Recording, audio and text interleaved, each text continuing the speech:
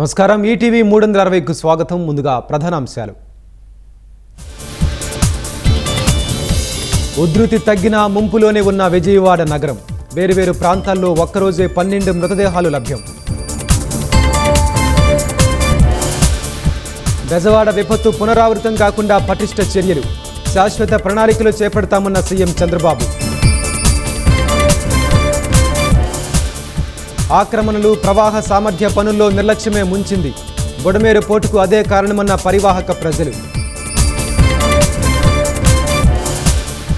అప్పుడు అన్నమయ్య ప్రాజెక్టు, ఇప్పుడు బుడమేరు.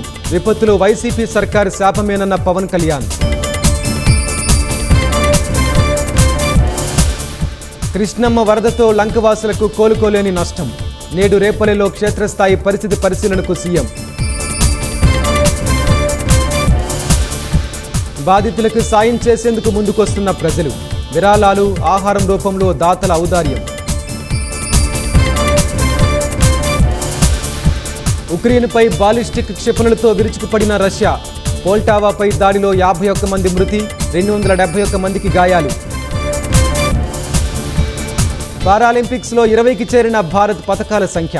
400 మీటర్ల పరుగులో తెలంగాణకు చెందిన దీప్తికి కాంస్యం.